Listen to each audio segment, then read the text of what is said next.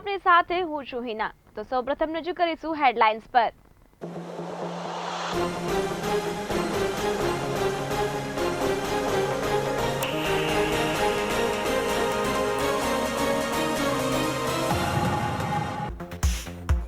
અમદાવાદમાં wrong side ડ્રાઈવના પહેલા દિવસે જ 160 સામે ફરિયાદ।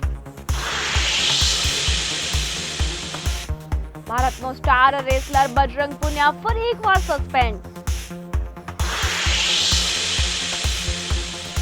નીટ પેપર લીક કેસમાં સીબીઆઈએ નોંધી પહેલી એફઆઈઆર।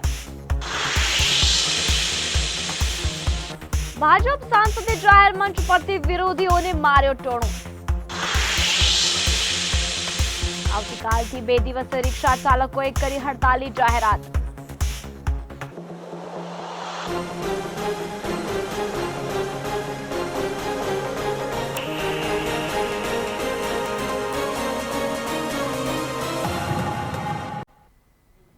તો નજર કરીશું મહત્વના સમાચારો પર। અમદાવાદ શહેરમાં રોંગ સાઇડ વાહન ચલાવવાના કારણે વાહન અકસ્માતના ગંભીર બનાવો અવારનવાર સર્જાય છે। આ અકસ્માતોમાં મૃત્યુદર અને ગંભીર ઈજાઓના બનાવો પણ બને છે, જેને લઈ અમદાવાદ ટ્રાફિક પોલીસ દ્વારા રોંગ સાઇડ ડ્રાઈવ શરૂ કરવામાં આવી છે। ત્યારે શનિવારે એટલે કે 22મી જૂન પહેલા જ દિવસે અમદાવાદમાં 160 વાહન ચાલકો સામે ગુનો નોંધવામાં આવ્યો છે। આ લોકોએ જામીન મેળવવા માટે પોલીસ સ્ટેશને જવું પડ્યું હતું। ત્યારે આજે એટલે કે 23મી જૂને આ ડ્રાઈવનો બીજો દિવસ છે।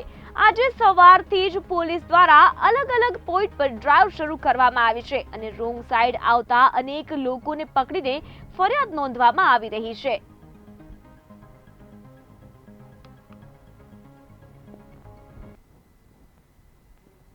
ભારતના સ્ટાર પહેલીવાર બજરંગ પુનિયાને મોટો ઝટકો લાગ્યો છે। ફરી એકવાર તેને નેશનલ એન્ટી ડોપિંગ એજન્સી દ્વારા અસ્થાયી રૂપે સસ્પેન્ડ કરી દેવામાં આવ્યો છે।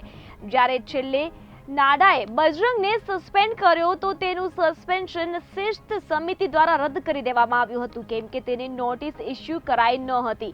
પણ આ વખતે નાડાએ સસ્પેન્ડ કરવાની સાથે સાથે પુનિયાને નોટિસ પણ ઇસ્યુ કરી છે। નાડાના જણાવ્યા અનુસાર બજરંગે 10 માર્ચે સોનીપતમાં ટ્રાયલ્સ દરમિયાન યુરિનનો સેમ્પલ આપવાથી ઇનકાર કરી દીધો હતો, જેના લીધે તેની સામે આ કાર્યવાહી કરવામાં આવી છે।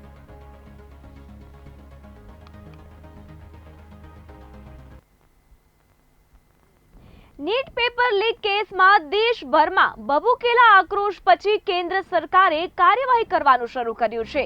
આ કેસમાં શિક્ષણ મંત્રાલયની ફરિયાદ પછી સીબીઆઈની એન્ટ્રી થઈ છે, જેણે પહેલીવાર એફઆઈઆર નોંધીને તપાસ શરૂ કરી છે।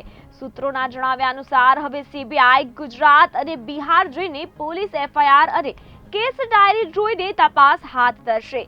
નોંધનીય છે કે આ પહેલા કેન્દ્રએ નેશનલ ટેસ્ટિંગ એજન્સીના ડિરેક્ટર જનરલ સુબોધ કુમાર સિંહની પણ હકાલપટ્ટી કરી દીધી છે।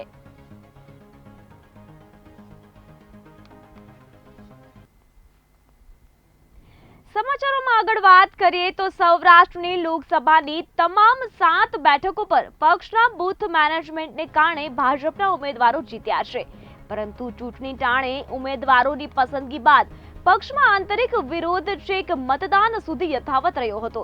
હવે જીતેલા ઉમેદવારોના ઠેર ઠેર અભિવાદન સમારોહ શરૂ થયા છે। તેમાં ઉત્સાહમાં આવીને સાંસદો પક્ષના જ વિરોધી નેતાઓને મેણા ટોણા મારીને શાબ્દિક પ્રહારો કરી રહ્યા છે।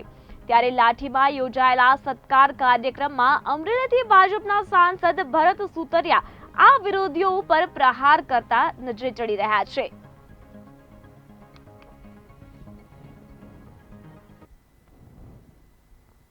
જો તમે પણ રિક્ષામાં મુસાફરી કરી રહ્યા છો અને તેમાં પણ જો તમે ઓલા, ઉબેર અને રેપિડોમાં રિક્ષા બુક કરાવતા હો તો તારીખ 24 અને 25 જૂને ધ્યાનમાં રાખજો, કારણ કે ઓનલાઈન એપ્લિકેશન મારફતે ચાલતી રિક્ષા ચાલકોએ હડતાલ કરી 24 અને 25 જૂનના રોજ હડતાલ જાહેર કરી છે। ઓલા, ઉબેર અને રેપિડોમાં ચાલતી રિક્ષાના ચાલકોએ 24 અને 25 જૂને હડતાલ કરતા, જેને લઈને આજે રિક્ષા ચાલકોએ અન્ય રિક્ષા ચાલકોને પોતાની માંગના પોસ્ટર સાથે વિરોધ નોંધાવ્યો છે, જેની અસર જાહેર મોટા સ્થળ સહિત એસટી સ્ટેશનમાં પણ જોવા મળી શકે છે।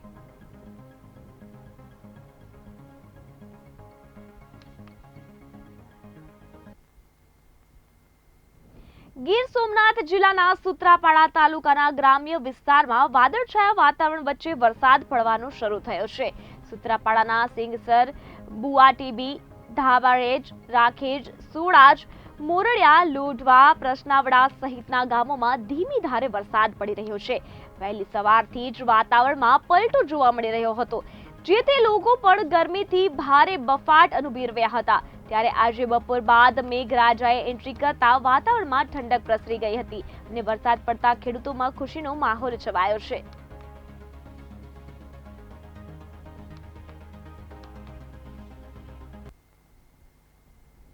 રાજકોટ જિલ્લાના ધોરાજીમાં મેઘરાજાનું આગમન થયું છે. સવારથી અસહ્ય ઉકળાટ બાદ અચાનક વાતાવરણમાં પલટો આવ્યો હતો. તે બાદ આકાશમાં કાળા ડિબાંગ વાદળો ઘેરાયા હતા, જે બાદ ધોરાજીમાં વીજળીના કડાકા ભડાકા સાથે મેઘરાજનું આગમન થયું છે. ધોરાજીમાં વરસાદ વરસતા વાતાવરણમાં ઠંડક પ્રસરી અને લોકોને ગરમીથી રાહત મળી છે.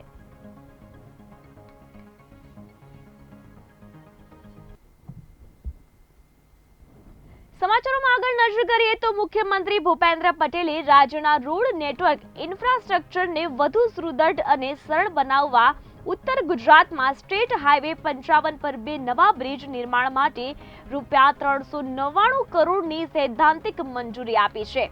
મુખ્યમંત્રીએ રાજ્યમાં જૂના પુલોના માર્ગોના પુનઃ બાંધકામ, મજબૂતીકરણ અને સ્ટ્રક્ચર્સની મરામત હાથ ધરીને સમયાનુકૂળ રોડ ઇન્ફ્રાસ્ટ્રક્ચર નિર્માણ માટે માર્ગ મકાન વિભાગને દિશા નિર્દેશો આપેલા છે.